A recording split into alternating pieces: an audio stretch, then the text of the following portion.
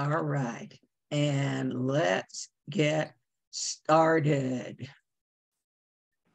This class is all about how to be an effective citizen, advocate, lobbyist. I don't care what you call it.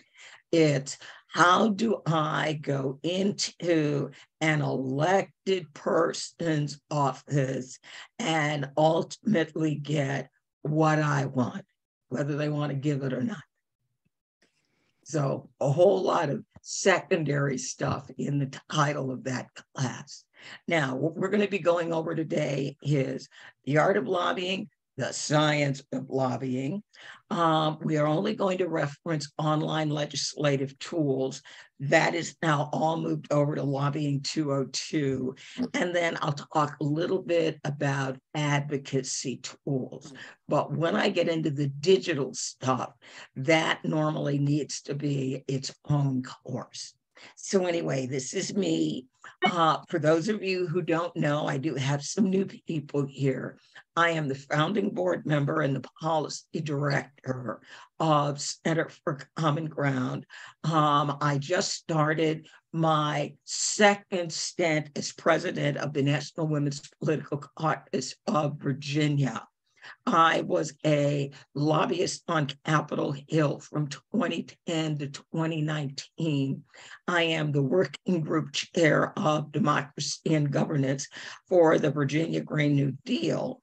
And the way I ended up becoming a lobbyist in the first place was in 2008. I was the Democratic nominee for the Virginia 4th Congressional District.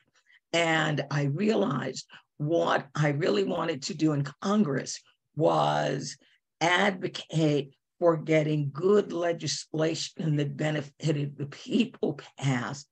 And I could probably do that more effectively as a lobbyist than spending a bunch of time trying to raise money to get myself elected to Congress. So I gave up on the congressional thing and decided I was going to be an advocate. Right now, what is lobbying? Well, in DC, there's probably now over 50,000 paid lobbyists. And the difference is the paid lobbyists are doing it for money. Citizen lobbyists, we're doing it because we believe in the cause and in the issue. Now, legislators need educating. They don't know everything. And in this 118th Congress, we got a bunch of them who don't know anything. But I digress. Anyway, lobbying works. If it didn't work, it wouldn't be $1 billion industry. It is our responsibility as citizens to let our elected officials understand our agenda. I also consider it our responsibility to remind them, you are working for me, I am paying your salary. And I am going to be looking at what you do. And if I don't like it, I'm going to be looking at hiring someone else. Now, what? I was an irreverent lobbyist. Now, lobbying defined, what are we doing? Well, we are seeking to influence. We're trying to persuade. We will bring pressure to bear. And if there's nothing else that you learn today, lobbying must be consistent and persistent. Now, who are, Dr. Monica, you know the answer, you can't say anything. Who are the most effective lobbyists in the country? Probably the world. Hey, Carol. People going, we all know them. We've all been lobbied by them, and we've all given in even when we said we weren't. The most effective lobbyists in the world are children, because once a child gets it in their head that they want something, they will be consistent in their ask, and they will be persistent. They will not stop asking until they get it or grow too old to really enjoy it. But it will be them choosing to stop asking, not you. One of the problems I see with so many lobbying efforts is there is no persistence to it. There's a big burst and then it disappears. And or there's no consistency to it. We need to be consistent in our ask. We can change our method, but the ask must be clear. People must know this is what we want. Now, who can lobby? And I hear people being confused about this all the time. It is our right as a citizen to contact those in elected office who allegedly represent us. Organizations that are a 501c4 are limited in the amount they can lobby on issues. People demanding action, my original organization, is a 501c4. That means we can lobby 24 hours a day, 7 days a week, because that is what we do. Organizations that are 501c3 are limited to, and this has changed. It used to be 15% of their annual budget. Now it is 20% of your annual budget. So do not allow your churches to tell you they can't lobby. There is a limit as to how much lobbying they can do according to IRS rules. But there is nothing that says, as a church, they can't lobby. Now, why do we lobby? Well, it's our responsibility as citizens. Powerful corporations do it all the time. That's part of the reason why we are in the situation that we are in. Our voice is what we, the people, want, as opposed to what the corporations want, must be heard in our state houses and the law of and the halls of Congress. Now, when we are effective at lobbying, this is ultimately what we are doing. We turn a no into a maybe, we turn a maybe into a yes, and we turn a yes into a can I help build support. So no matter what they say, we are always working to move them, the electeds, to the next level. So even if they say, yes, I am going to sign up and co-sponsor the bill, the next level ask is great.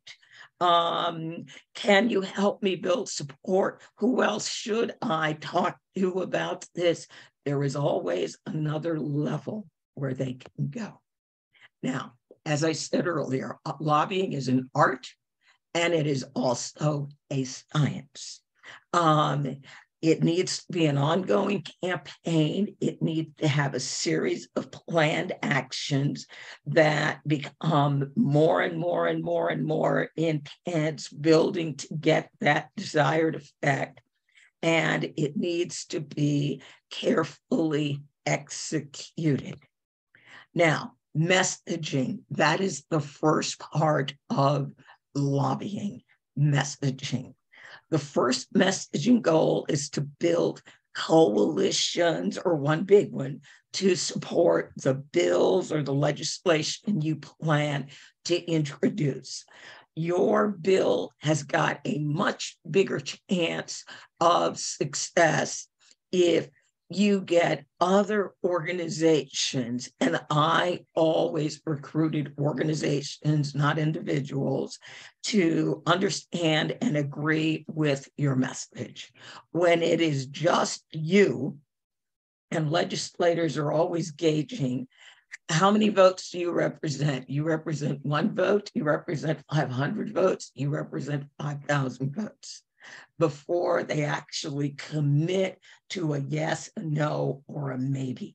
They are evaluating how many of my constituents are in front of me in this meeting or on this Zoom call. Now, I am a member of the Green New Deal Coalition, and one of the things that they really worked on is their messaging. So the Green New Deal Virginia Coalition proposes to create thousands of good jobs while addressing the climate emergency and restoring Virginia's climate. Our collective efforts will redress two of the biggest crises we face: climate change and inequity. So, in other words, the whole concept of the Virginia Green New Deal Coalition, where they were going to meld the social justice, voting rights folks together with the climate change folks. Because normally when we were thinking, and now this going back to 2018, when we would think of people in the climate movement, normally you'd think Sierra Club, people who wanted to save trees in the Arctic. And now we're going, whoa, climate impacts everybody. So we're going to work on making these coalitions bigger. Messaging. You are probably going to start with a digital campaign, meaning you're going to have something on social media, on email. When people look at the images, do the images make them feel, oh yeah, this is something that I can accept and believe in? So let's see, I'm trying to find out. Oh, that's just me. All right. So when they look at an image, wow. All right. I'm hearing a lot of background noise. Oh, there it is. I got it. All right. So when they're looking at images, do the images make people feel inclusive, or do the images make people go, oh, I identify with that, or I feel empathetic, sympathetic with that? So one of the images that we used an image of a child. Who doesn't believe that children should have clean air, clean water, and good land? And then we also like to use the image of the older white male bringing in our rural. This is not just an urban thing. There are people in rural Virginia who support this. Lobbying is basically sales. And the number one rule of sales, people do things for their reasons, not yours. So as you are messaging, try to make sure that your messaging really includes a lot of people and what they are supportive of. In other words, the reasons why they would want to see this passed. And then I loved when they were doing the Voting Rights Act, letting people know how long we've been working on this. They had a young John Lewis crossing the Edmund Pettus Bridge. And then they had the older John Lewis, who was now the congressional statesman. For Medicare for all, the nurses have always had the messaging, love it. We need to improve it. We get there. And then it's Medicare for everybody, dropping that horrible language of single payer. As a friend of mine once said, nobody wants to be single and nobody wants to pay. So this is a double negative message. Now, this is probably my strength when I was on the Hill. The 30-second pitch.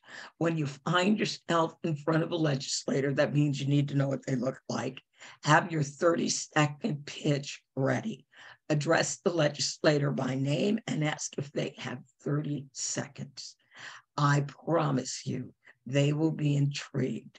People would invariably ask me, what are you going to talk me into in 30 seconds? And I'd look at my watch and say, as the 30 seconds started, and then I would make my pitch. And invariably, they'd stop, they'd turn around and look at their LA. Legislators rarely appear alone. They're normally with their people, and they would look at their legislative director, their LA, and they would go, am I on that bill? No, if you were on that bill, I wouldn't be here. Why am I not on that bill? And I will never forget the most consistent answer I normally got from their policy people, because nobody ever explained it that way. So when you're doing your 30-second pitch, my name is Andrea Miller. I'm here to ask you to support bill, whatever the heck the bill number is. And normally a lot of bills have a name or what the legislators refer to them by. And then you want to give a brief, and you've got like 3 seconds, what it does. This bill will ensure that all citizens will have the ability to vote, and voting will be fair. And then why they should support it. Frequently, that might be a, did you know, ding, ding, ding, ding, ding. And normally they didn't know. Or it might be that they knew and they just hadn't really thought about it. But that's the 30-second pitch. And I've never had a legislator refuse to give me 30 seconds. I got so many people on bills as co-sponsors with that 30-second pitch. And I'm going to stop there and entertain questions on what I've covered so far. Any questions? No, you all look happy. So, Andrea? Yes, yeah. Ward. Yeah, so just the way you've explained everything here is as if we're talking directly to the legislator. So a lot of times I've been dealing with like a district director or somebody else on the staff. Right. Not always dealing directly with my member of Congress or my state senator or whoever. Right. So just I want to put that out. The approach is the same, even if we're not talking directly. No, this approach really is for the legislator himself. Remember, the staff, even the legislative director, is probably going to have to go back and ask the member, I think you should be on this bill because, and then they have to say yes. The legislator themselves, right then and there, can go yay or nay. Great question. Love that question. Hey, Doc Ben. Welcome, welcome. Anthony, Agnes, Christiane, Carol. Oh, Frank. Good Lord. Everybody and their brother is here. Welcome, welcome, welcome. All right. Now, let's get into the science of the making sausage of getting a bill sponsor and working a bill through the chamber, actually both chambers. Legislation has 6 different stages, and every stage has a different target and a different timeline. Here are the 6 stages of passing a bill. Number 1, every bill needs a sponsor. Who is going to put their name on that bill and introduce it into the chamber? Then you're going to get initial co-sponsors. After you get initial co-sponsors, this is normally before they even officially present the bill. Now, stage 3 is adding on more co-sponsors. Then your bill is going to get assigned to a committee, and then you want a committee hearing and a vote in that committee. Normally, if you are successful in your committee vote, your bill will be cleared to go to the floor. And if you have a successful floor vote, most states have dual chambers. It's got to go from chamber A, cross over, and go to chamber B. Now, when we're looking at the federal level, we basically have 2 years for this process to occur. When we are looking at state level, in most states, we have a few weeks to maybe a couple of months to go through all 6 of these stations. All right, finding the bill sponsor. And most legislatures are already in session, and they've been introducing bills.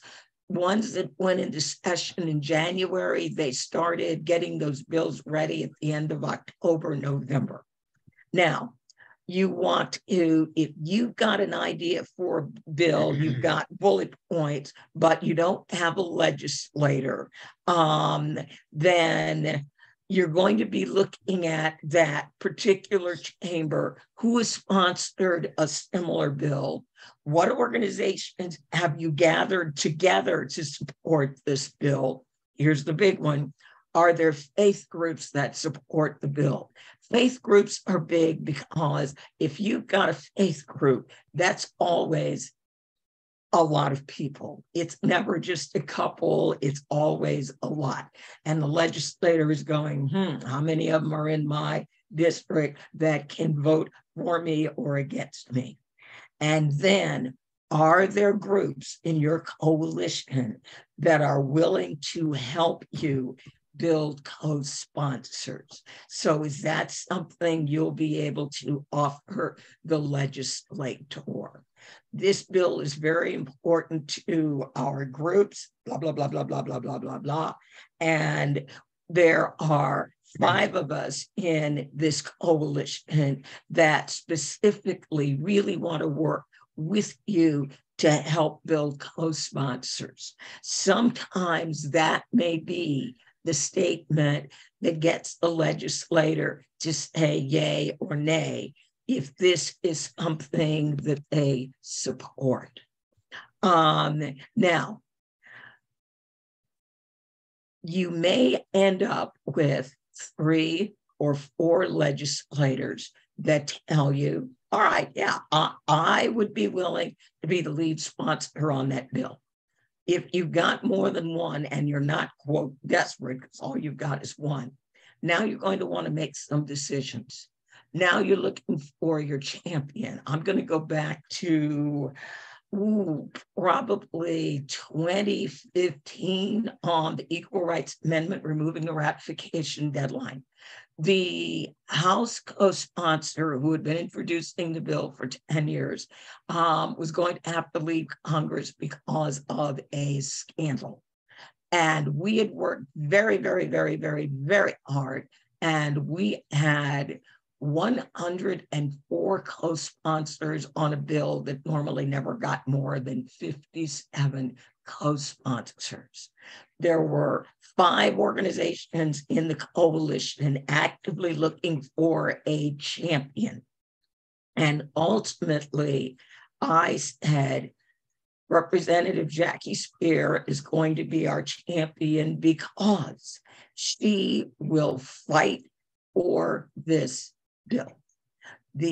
One of the other people that was suggested, everybody knew, yeah, she'd introduced the bill, and that's about as far as she'd ever go with it. So again, when you find your bill champion, you're looking for, are they willing to help you promote the bill? Will they promote the bill to their colleagues? Remember, a legislative chamber is one of the most private clubs on earth. They have access to the other legislators more than you would ever be able to do. They see them in the lunchroom. They see them standing in line when they are getting ready to make statements. They run into them in the hall, in the restroom. They have opportunities to speak to their fellow legislators that we as people who are outside can only dream of. Do they work with legislators on the other side? Back in 2013, my son, who is a Republican, taught me to speak Republican. I got really good at it. I got so good that I could get Republicans on a bill sometimes faster than I could get Democrats. Are they on a committee that can send the bill to the floor? Are they on the committee of jurisdiction? So when a bill is introduced, it normally is going to go into a committee. One of the legislators that has been selected, are they on that committee of jurisdiction? Meaning, will they have one of the opportunities early on to send that bill to the floor? And I'm going to, this is purely federal. In Congress, they don't do it in Virginia. I don't know about other states, but once they submit the bill and the bill's got a number, and some legislators will even do it before they submit the bill and the bill gets a number, they will do it in the initial co-sponsor stage. They will write a dear colleague letter inviting their other members to join them. So again, remember I said that remove the ratification deadline from the Equal Rights Amendment. We had 104 co-sponsors that we had really, really, really worked hard to get. Jackie Spear, she got the bill. And I remember asking the Congresswoman, do you need us to go and get the 104 co-sponsors back? And she was like, no, that's okay. She said, you go work on the Senate side. I will work on this. When she brought that bill out, she had 110 co-sponsors. She had our 104, and she had added 6 more. That is what you want in your champion, in your lead sponsor. Now, step 2 or stage 2, you've got your champion. They're going to introduce the bill. They've written the dear colleague letter. They're helping to get the initial co-sponsors. Big on Capitol Hill, not such a big deal in many state houses. So they will list the bill sponsors when they came on. So in this particular bill, Abigail Spanberger was the primary sponsor. And then Tom O'Halloran was one of the original co-sponsors. And then they've got the dates of when everybody else joined. Different legislative services will tell you when people got on the bill. Some do, some don't. Co-sponsor milestones. When you get a bill introduced in Congress, the moment you get 100 co-sponsors in the House, that bill is considered moving, and people look at that bill with a new respect. In the Senate, the number's a lot lower. It's 20. Also, if the bill is bipartisan, now independents don't exactly count as bipartisan. They're really looking at D's and R's. If you've got Democrats and at least one Republican, Republicans and at least one Democrat, your bill is bipartisan. In most state houses, if a bill is bipartisan, there's a Republican and a Democrat on it, people are willing to look at that bill as that bill might have some possibilities. So in Virginia, we have a Republican minister who is now the person who introduced the constitutional amendment for the restoration of rights. Stage 3, after the bill has been introduced with the original co-sponsors, you're going to keep adding new co-sponsors until it's time for a committee vote. That is why when they introduce the bill, one of the first things they tell you is, what committee is that bill going into? Because you're going to be looking at who is on those committees, and are these people we can very quickly get on this bill, so that when they call a vote, you can get your bill through the committee. And you normally can use the committee hearing to build more support for the bill. Now, committee hearing date. I use a program called Bill Track 50. And one of the things that allows us to do is once we track a bill, whenever a committee hearing is scheduled, it sends an email and says, hey, they've scheduled a hearing in this committee on this date for your bill. So now you're going to want to know, are they going to allow people to come in and testify for the bill? Great. We've got our people lined up to come and give testimony. Here's a biggie. Know what the opposition is, know who they are, and know what they're going to say. I had a bill fail in New York because people had not counted on who the opposition was. And as soon as the opposition wrote a letter saying, we oppose this bill, the bill never got introduced in the other chamber. So know who is for you, who is against you, and who is on the fence, and know their arguments and prepare your counter arguments. Now, email, phone, lobby for a committee. Your bill is in a committee. You have heard there is going to be a vote next week. You can get a lot more people to do a digital action than you probably are going to be able to get to go to the state house. Part of it is the pandemic, part of it is people work, part of it is people get a little nervous going to talk to legislators. They're worried that the legislator's going to ask them a question and they're not going to have an answer, even if they're just talking to members of staff. So normally what we do is we do a whole digital advocacy campaign where we draft the email, we address it to all the members of the committee, and we allow people, whether they're actually constituents of that member, to actually write them.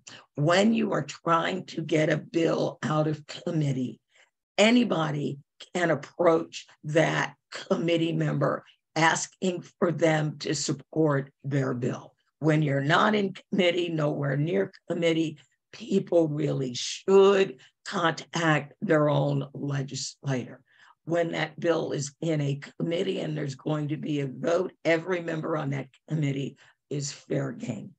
Now, the tools that we use allow us to email the entire committee at once, and then it provides the phone numbers for everybody on that committee, so that if we have people willing to make those phone calls, they can, and we actually have a record of who made phone calls and who sent emails. The floor vote. Every member of the chamber is entitled to vote during a floor vote. So when that floor vote happens, thank the legislators that voted for your bill in committee. And if you have heard reasons why other people were against the bill and you have a legislator that kind of supports you and kind of doesn't address those things that if you heard it, they probably heard it too. If you get somebody that was against the bill and now is a supporter, in Virginia, Senator Amanda Chase, no, not her, she's crazy. Senator Jill Holtzman Vogel had written a transvaginal ultrasound bill. Yes, it was as horrible as it sounded. But she was a very strong supporter of the Equal Rights Amendment. So whenever we were going to have a committee vote, we always had her give testimony periodically. She would be the vote that would bring our bill literally out of committee and onto the floor. And then the next thing, where is leadership on your bill? And where are the whips?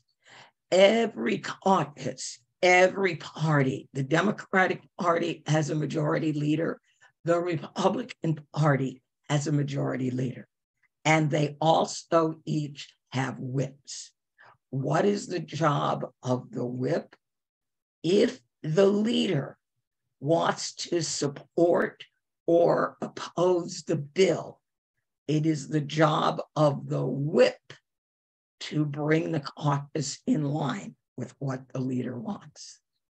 All right. Now, this is what we're currently looking at in the United States House.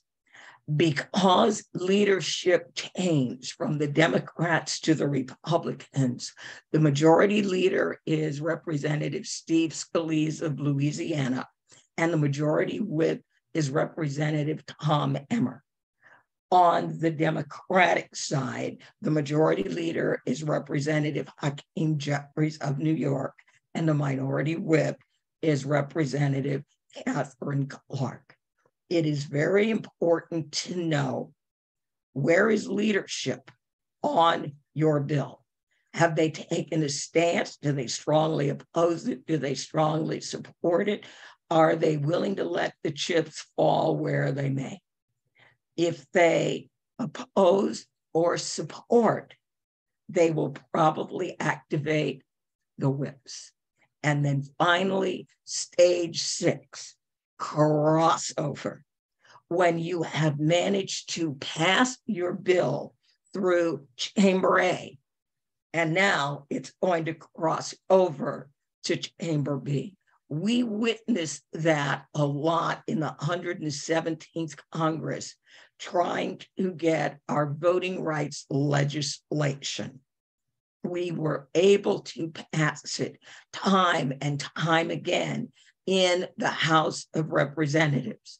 When it would go over to the Senate, because the rules of the Senate are very different than the House, and it is not a simple majority in the Senate, our legislation failed. But again, when a bill crosses over, everything you did in Chamber A, now it's rinse and repeat, and we're going to do it for Chamber B. And now, once we are in that second chamber, now we're looking up to the executive. Where is the executive on our legislation? Do they support it, or will they oppose it? And if they oppose it, do we have enough votes to override a presidential or gubernatorial veto? And then I just did this really quick slide about Virginia and the Virginia governors. I don't have an update on what Northam did. He did not have nearly as many pieces or bills to veto as Terry McAuliffe, because Terry McAuliffe was a Democratic governor presiding over basically a Republican legislature. So when you look at the various governors in Virginia, Democrats and Republicans, Terry McAuliffe vetoed, so far that still is a record, the greatest number of bills in history. And normally, to override an executive veto, it is a supermajority of both chambers. All right, now, your lobby group, we're almost done. So now you know you put together this whole thing to be able to pass your legislation. Now you're ready to actually go, and we're going to be working on the ground. If you have a large coalition and there's a lot of members, you want to show numbers in the field, not in the office. So you might have multiple groups go on the lobby day, and everybody doesn't go visit every individual legislator. You visit in groups, a collection of legislators. So visit offices with groups of 3 to 5. Each group should have someone who can answer questions on the bill. I mean, you may not be lucky enough to get a policy nerd in every group, but you want a semi-policy nerd in the group. And it's good to have at least one constituent. If your group is national or statewide, there's probably somebody in your organization that is a constituent. But if you can have one, that's really great. I always tell people lobbying is like door knock canvassing. If you don't leave anything behind, you weren't there. So if you've got your coalition, get everybody's logo and decorate your letterhead with everybody's logo or write everybody's name in a list. I've seen groups do that when the coalition is really huge. People do things for their reasons, not theirs. Legislators want to get reelected. Show them how their support of this bill is technically going to be very, very popular with the people they represent. If in the past they have championed legislation similar to this, remind them of that and thank them for it. And then always make sure in your letter you have bullet points. Your letter should be one page, front and back at the most. Don't leave a 5-page booklet. You want one page that the staffers can quickly review when they are going over why their boss should support your position on this legislation. Make it easy for staff. Now, you're going to do your lobbying campaign. What do you want to achieve? Normally, you're trying to get a bill passed. It may be first time out. You're trying to get maximum number of legislative sponsors, target who can give you what you want. Sometimes you find yourself, we don't need to lobby the legislators first. We need to lobby a corporation. The rules are the same. It's just nobody's elected. Tactics. What can you do to influence this person's?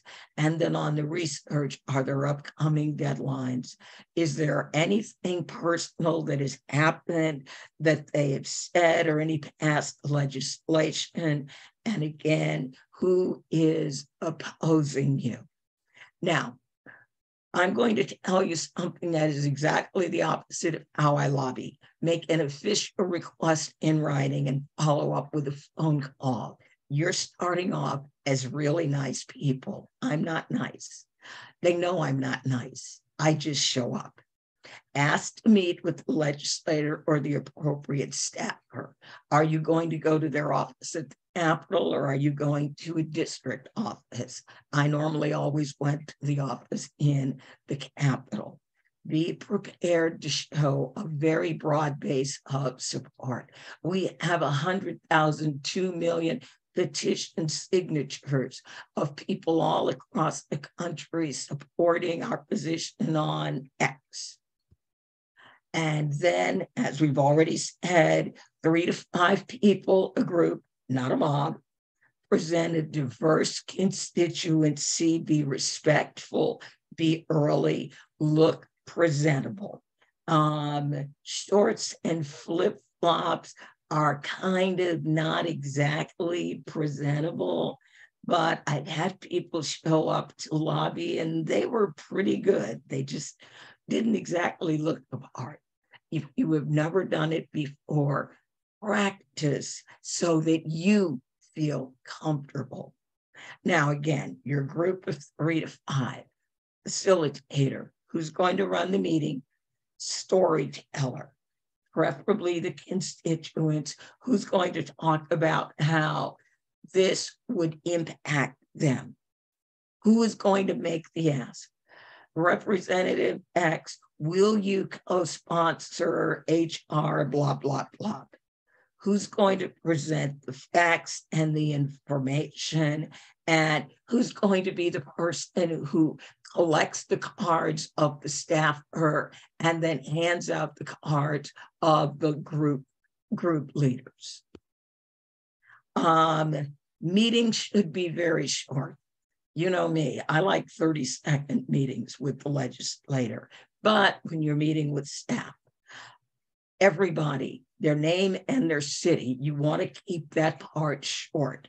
why you're here, the petitions, the facts, story time. This is the impact that your legislation will have. And then the one person who knows how to make the ask.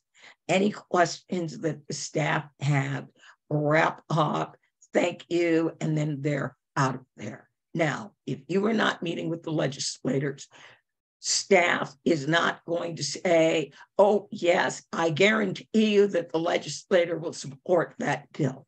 Even if they've supported legislated like in the past, it may be that they just are not going to sign on to legislation created by legislator X. If it would have been legislator Y, it'd be a whole nother ballgame. So the staff normally is going to say, I believe my boss could support this. They can't promise because they are not the official decision maker. You're going to want to engage the staffer. You're going to want to make sure they understand all of your points. Do they have any questions? Make sure you've answered their questions. If you're lobbying on something complicated, when President Obama was president, my lobby teams were consistently on Capitol Hill opposing the Trans-Pacific Partnership, which was what President Obama had presented as one of the main things that he wanted to accomplish during his presidency. People told me we would never be successful because we were countering what a popular president had asked for. And then making the effective ask. Your ask has to be straight to the point, and you've got to have a person who is willing to ask that question directly, make the ask. It can't be somebody that wants to dance around the issue and hop back and forth on one foot and go, well, could you maybe think about possibly somehow? No, it's got to be look them in the eye, and it's a direct ask. I mean, I love making the direct ask when the legislator is right in front of me. And you don't say a word until they give you a yes or no. Let them sit there and let them squirm. So ask the question, be silent, and wait for the answer. If they say yes, who else can you bring on board? Who else should we talk to? Have you heard anything from the opposition? So if they're in support of you, what have they heard in their private club that you may not have heard yet? If they say no, what will it take for us to get you on board with this? And what is holding you back? I always had a Republican legislator that I loved to go through. And Walter's last name is escaping me because I had earned the right to call him Walter, North Carolina legislator who died, Walter Jones. I would always go and see Walter, and I could ask Walter anything.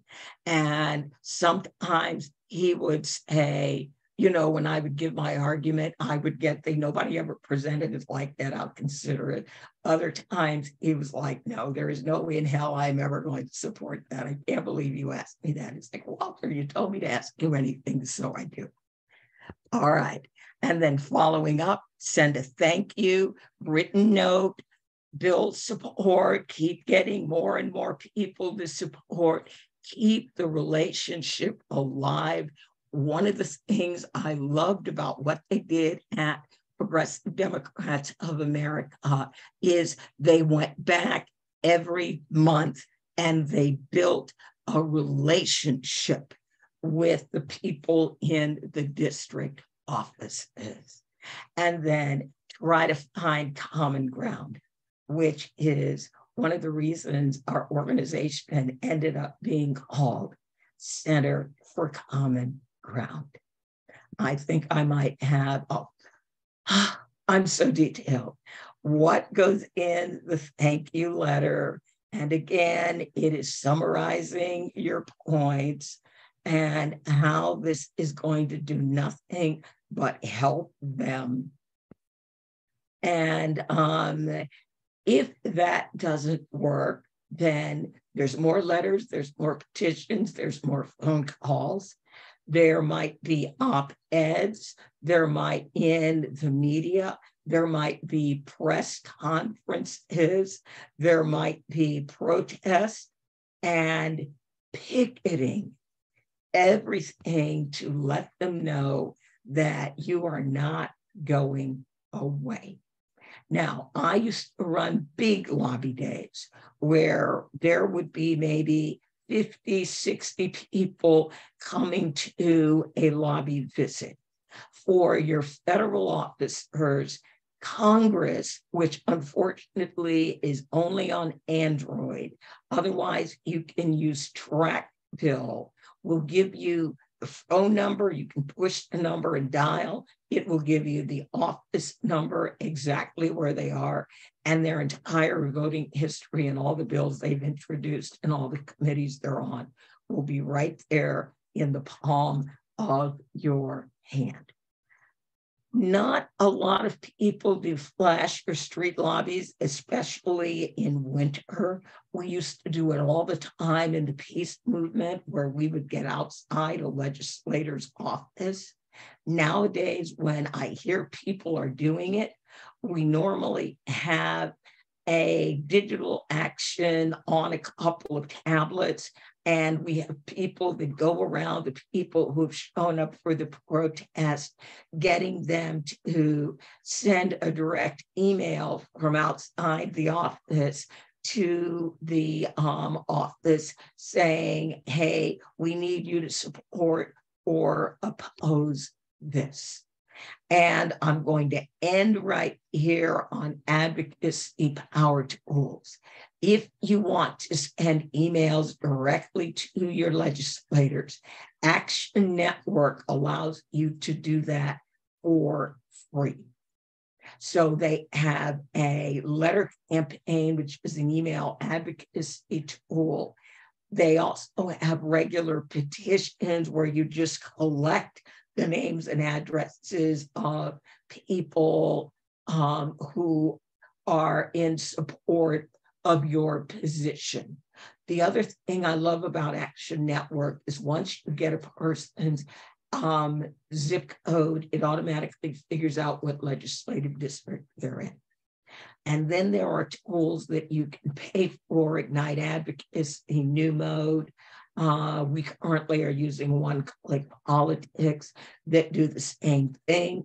That will all be in another course. So I'm going to stop sharing now and say, are there other questions that people have? All right. Yes.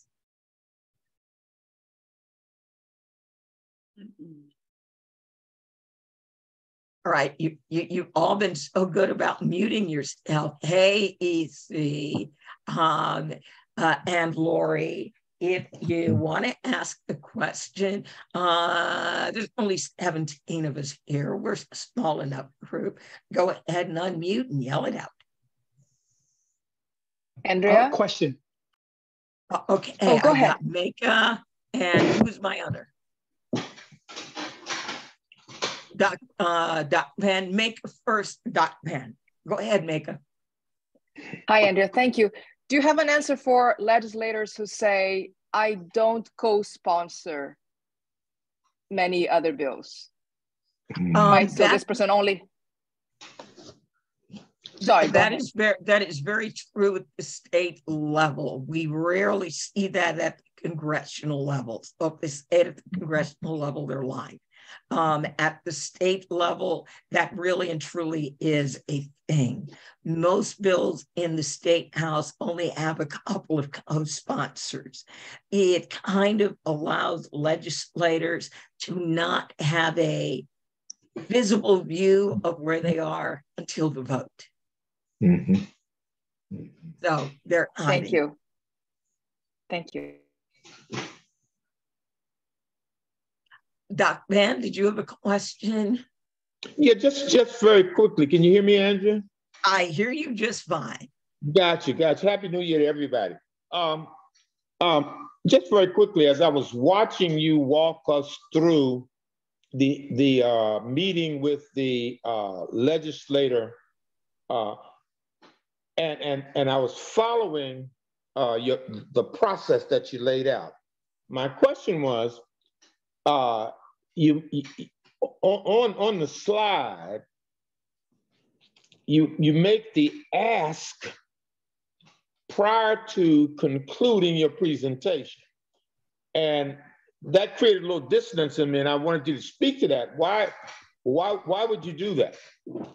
That I probably need to move the bullet point in the slide. You're making your presentation, you've made your pitch, and then you make the ask. So the ask is one of the last things that you do. Okay. So yeah, okay. The ask is at the end. And then I've got a question in the chat. For successful lobbying, how much does the relationship building count on a successful vote? Well, Congress is incredibly partisan, but and Walter Jones is no longer alive. So there are some reps, very few these days. Out of 485, there are very few. Well, that out of 435 that I would say would truly vote on principle, not they're trying to make a statement to X.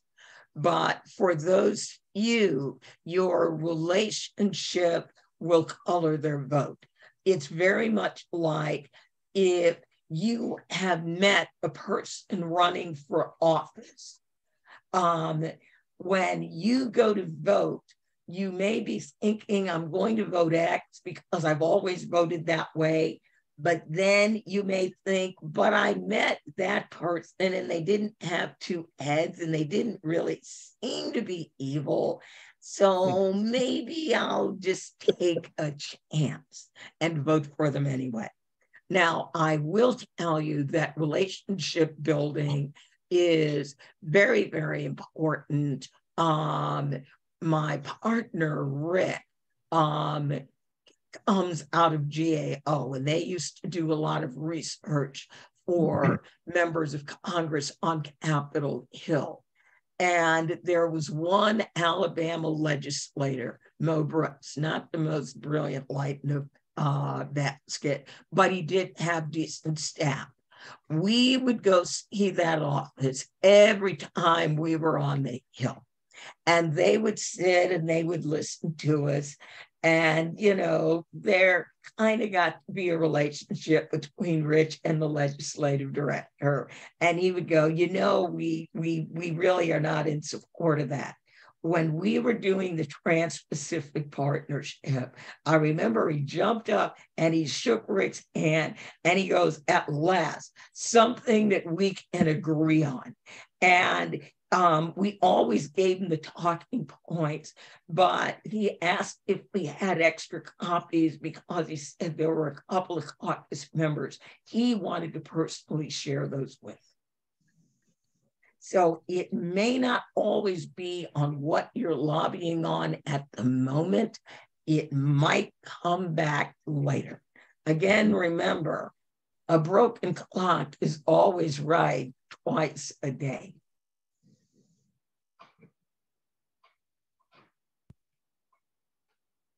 Anything else? Oh, EC. Thank you. Good afternoon to everybody. One quick question, Andrea, and this is really concerning those legislators who have voted or have voted against maybe particular bills that passed, and now they're utilizing the funds that are available and taking credit for it to a certain degree. How do we get that? I don't know if you would call it support, but how do we get that, I guess, gathering of the minds to make sure that our constituents are getting utilization of the funds and not just them taking the funds and using it as they see fit?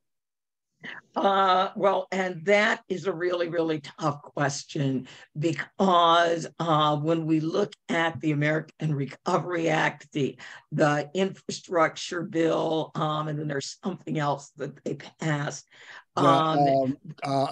Inflation Reduction Bill. Right. The IRA, Inflation Reduction Act. There was nobody on the other side that voted for it, but when it turned out to be popular, then everybody wanted to claim credit for it, even though they were all no votes. Right. There's absolutely nothing you can do about that, other than you can be snarky. And when another similar bill comes up, you can tell them before taking, since they're going to take credit for it anyway, why don't they vote for it? So reaching out and talking to their constituents and letting their constituents know is a whole nother kind of activity. That's entirely different. But what you can do is with digital advocacy, you could do a thank you for not voting for, but taking credit kind of thing, and then let their constituents send that email to them. I mean, again, it's free, it doesn't cost anything. So you can annoy them for nothing. What? Well, we have a lot of that going on right now. Yes, and we have that in many states. So again, what do our children do when we tell them no, they can't have something? There will be that moment when they will just do things to annoy us, and then they will go back to their consistent yet persistent ask. So we can use our digital platforms and we can call them out. And as we are calling them out, we are letting their constituents know. So now their constituents are saying, hi, we know what you did, and we want to let you know what you did, that we know what you did. So we're watching you.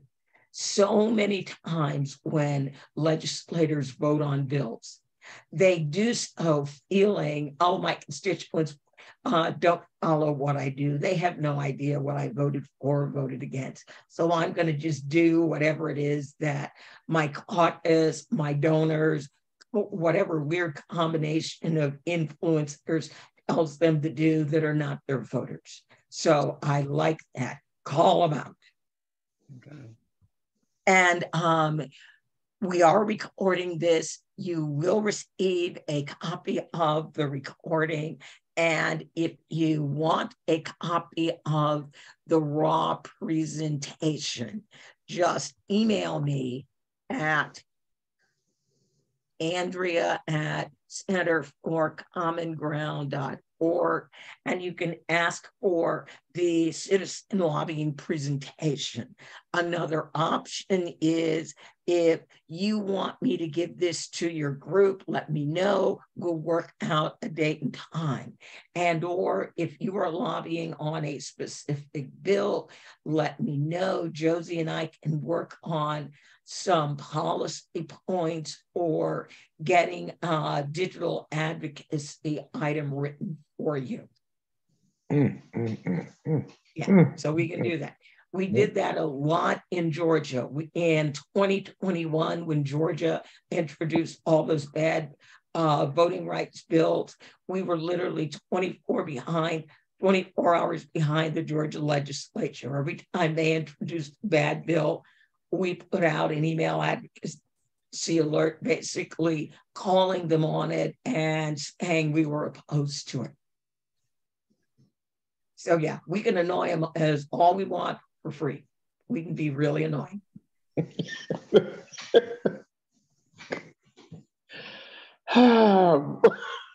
Hey, I'm sorry. That's just how I live my life. I live my life to annoy. All right. One last little story. Removing the ratification deadline from the Equal Rights Amendment. Probably it was 2017, I got a call from Senator Ben Cardin's office. it was a Friday afternoon, and I was actually in Richmond. I had been lobbying the Virginia General Assembly. And anyway, he wanted to let me know that at 5 p.m., they were going to introduce the Senate bill of remove the ratification deadline from the Equal Rights Amendment. And they had 10 senators on the bill, and they wanted 20. And I'm going, but Bill, it is 12:30 in the afternoon, and you want to introduce a bill at 5 o'clock. And he said, I knew that if anybody could get me 10 more senators, it would be you. So I was like, all right, tell me who's currently on the bill. So he did. And then I went down my whip list. We had previously had 25 people on the bill. And I was like, all right, my 2 senators are not on the bill. They're easy. I called their office and I said, I want to leave a message for Senator so-and-so. I said, I need you to write this down exactly. Tell them that Andrea Miller called. Senator Cardin is reintroducing remove the ratification deadline. I need the senator to be on that bill. If he is not on that bill, I will be in his office on Monday, and he doesn't want that. They were on the bill. And we did get our 10 senators. There were 4 other people that I was working with. So I took 3, they took 2 or 3, and we got the 10 senators by 5 p.m. It's know what they want, or periodically what they don't want, and push that button.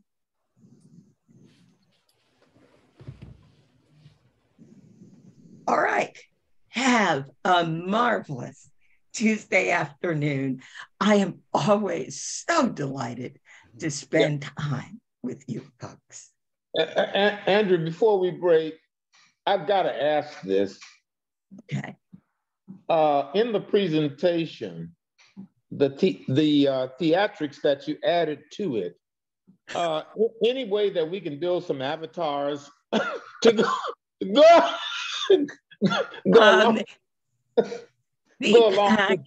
Deepak has a brand new tool that allows him to build videos with avatars. Mm-hmm. Yes.